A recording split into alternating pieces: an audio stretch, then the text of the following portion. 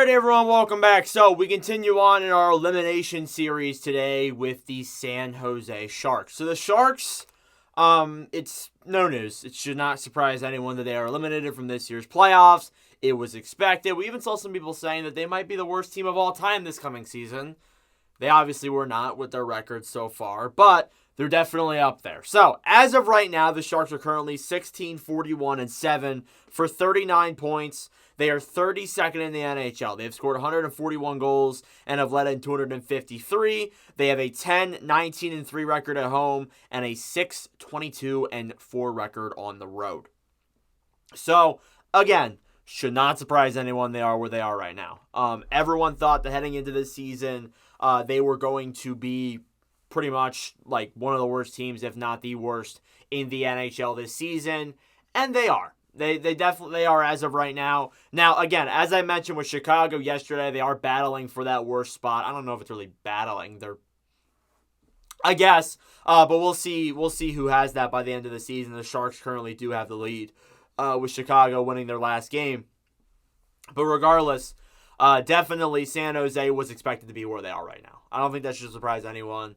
You look at this overall roster, there is not a lot of talent here, being brutally honest. There are some positive points. I think there's definitely some guys who have come up and have played well. Some guys who have made their debut this season, like Henry Thrun and such. Eklund's really kind of established himself a little bit this season. It seems to be that there are some players that have come up into this roster and have started to improve. But we're post the trade deadline. All of the guys that were doing pretty well in this team are pretty much gone. Like, for example, Duclair's gone, Hurdle's gone. Essentially, all of those players are no longer on this roster, so the scoring is not great. It really is not great. Their leading scorer is Mikael Granlund, with 51 games played, 9 goals, 31 assists for 40 points. So you look at some of the other NHL teams, even Chicago, like Connor Bedard, as of right now, has 20 goals. That's their leading scorer. Granlund has 9, and he's their leading point scorer. That is pretty brutal when you look at the overall numbers. Understandably so, this team isn't great, and that's why Granlund doesn't have the best numbers in the world like he has previously in his career. But still, that is still not a great statistic there. It's pretty brutal when you look at just overall this Sharks roster. There is some youth, though. I will say that. There are some young guys who have come over from other teams and other trades that have looked solid, but still, they are a ways away from becoming the team that we imagine them to be. Fabian Zetterlund, 64 games played, 16 goals, 14 assists, 30 points, has been a great name this season. A player that I have enjoyed, but again, on San Jose, just, the points haven't been there. I think as the team gets better, Zetterlund will get better. I think he's one of the players who came from the Timo Meier deal, I believe, and was one of those guys who has become a pretty suitable player for this Sharks roster. William Eklund, as I mentioned, was one of the guys that is looked at as the future, part of that future with Will Smith and others. Eklund, 62 games played, 10 goals, 20 assists, 30 points.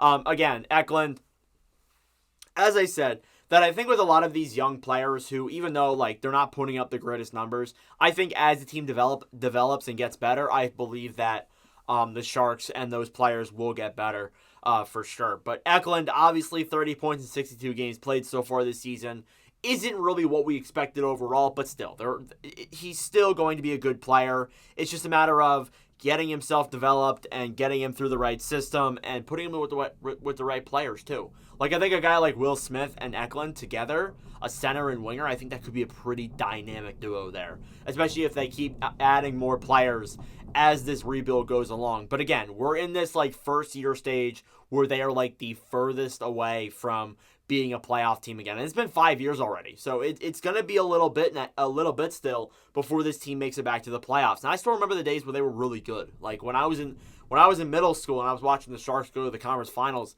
I really enjoyed the Sharks playing. So it just shows that the NHL is better when the Sharks are better. Let's be honest. Filip Zadina, 4th in scoring, 59 games played, 12 goals, 10 assists, 22 points. Zadina coming from a Detroit Red Wings team that is in a playoff spot now, or is battling for one at least right now. Definitely was not the player that Detroit envisioned him to be.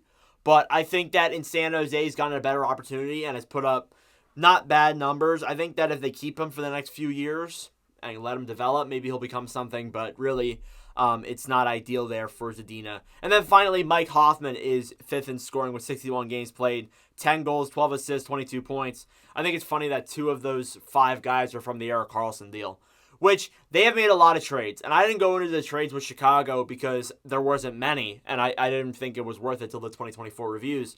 But the Sharks, obviously, I can remember when they traded Timo Meier, when they traded Karlsson, when they traded Duclair, when they traded Hertl. So they have moved the majority of their players. And the assets that they've gotten back haven't been awesome, but then again, you got to realize that a lot of these players are not on great contracts. Duclair, I think that San Jose's hands were kind of tied. They got a solid player in Thompson. He's not a bad prospect. Hertl has a pretty sizable contract, even though the Knights gave up a good amount for him. He still has a pretty big contract. Karlsson's contract was big, so that's why they didn't get a whole lot of remote prospect assets too. And as well as that as well, Pittsburgh doesn't have a whole lot of prospects before they made that trade. So obviously that might come and bite them in the butt. But they have 2 first-round picks this year. As far as I know, they have 1 first-round pick next year, or 2 first-round picks next year. So you have 4 over the next 2 years. You can definitely build a solid team off of 4 picks. And guys that you draft in later rounds too can become solid players as well. Now your goaltending. Blackwood, I'd say, might be the MVP of this roster. Blackwood, 9, 18, and 3 for a 3.48 goals against average and a .899 C percentage. Those aren't bad numbers for a team that has been as awful as San Jose has been. .899 is not terrible. Now, it's not Mrazek's numbers. Mrazek's numbers are a little bit better, but they still aren't ideal. Blackwood's numbers, I think, are pretty solid for the way he's been playing. And then, as my backup, I didn't realize this until after I wrote it down and put it in the graphic. I have Vitek Vanacek here, a 17, 9-3 record, a 3.18, and a .890.